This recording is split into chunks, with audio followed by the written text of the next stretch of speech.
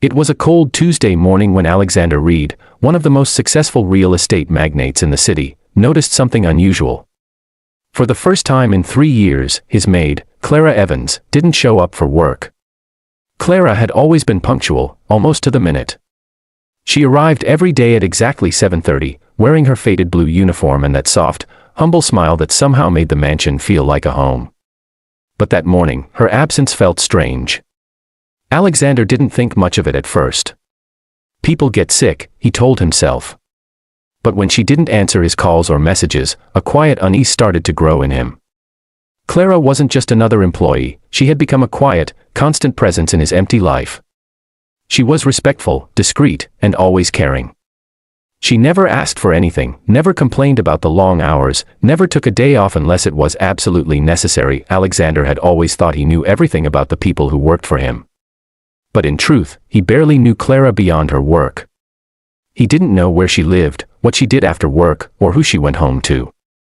For a man who owned half the skyline of the city, he was surprisingly detached from the people who kept his life running smoothly. That realization gnawed at him.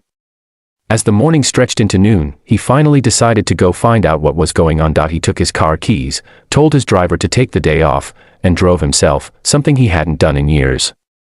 He typed Clara's address into the GPS, realizing it was a part of town he had never been to. The further he drove, the more unfamiliar everything became. The tall glass towers and polished streets faded into cracked roads and crumbling buildings. The air seemed heavier, and the faces of people walking by carried silent stories of struggle.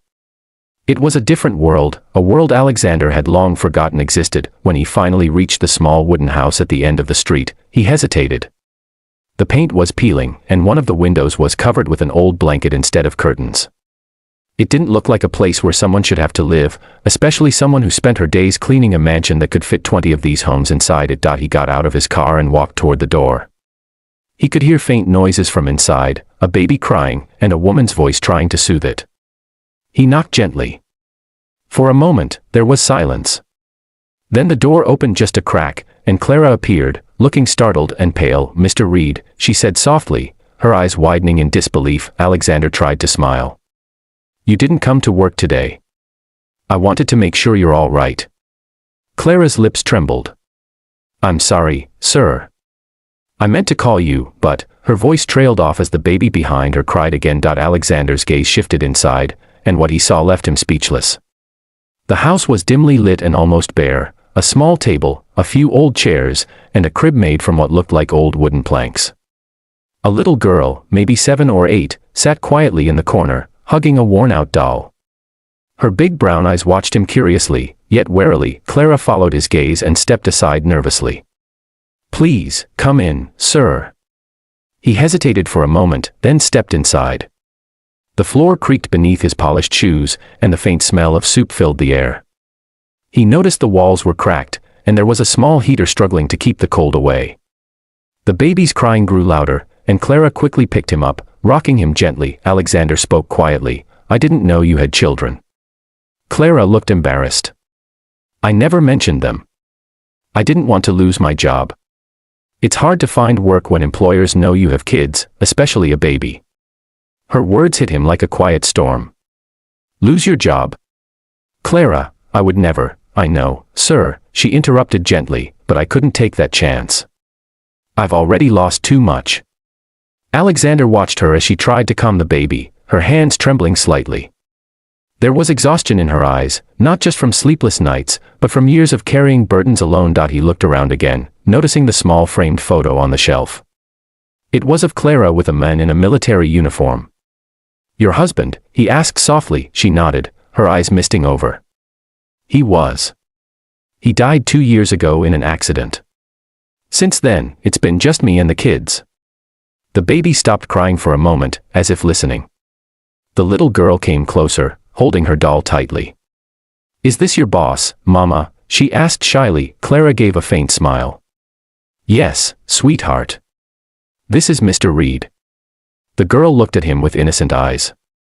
"Thank you for letting Mama work for you. She says you're kind." Something in Alexander's chest tightened. Kind. He had never thought of himself that way. He was efficient, focused, demanding, but kind.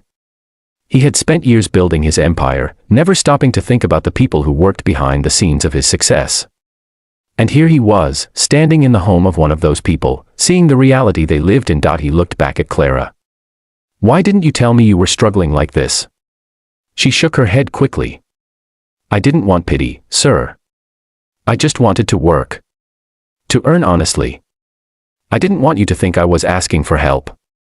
Alexander's throat felt dry. He glanced at the small pot simmering on the stove, a thin soup that barely looked enough for one person, let alone three. The fridge was old, and when Clara opened it to fetch some water, he noticed it was almost empty. "Clara," he said quietly, "how long have you been living like this?" She smiled faintly, a kind of tired grace in her voice. "Long enough to stop counting. But it's okay. We have each other.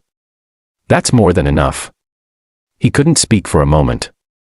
The man who had everything, wealth, luxury, reputation, suddenly felt small in front of this woman who had nothing, yet still carried a strength he couldn't understand. He took a deep breath.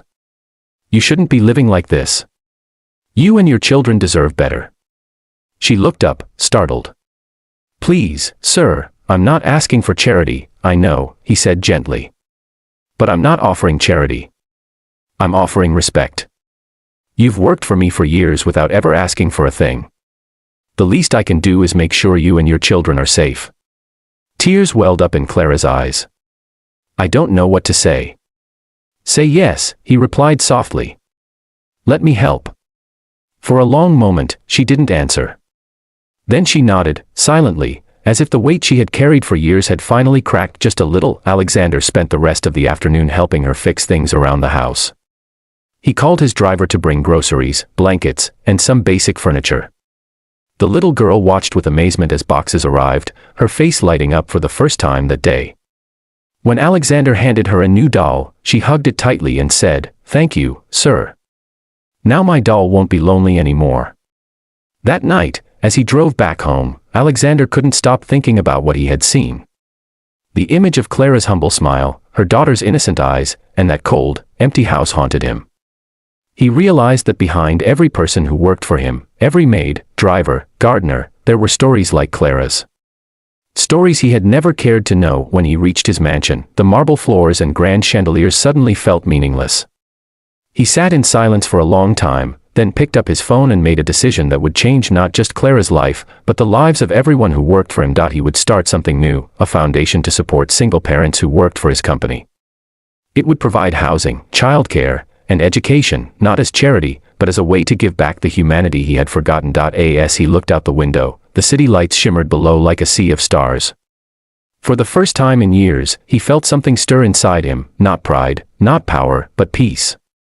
He finally understood that wealth meant nothing if it couldn't heal the hearts of those around you. And somewhere across town, in a small wooden house now glowing with warmth, Clara held her children close and whispered a silent prayer of gratitude, not for the help she had received, but for the kindness she had inspired.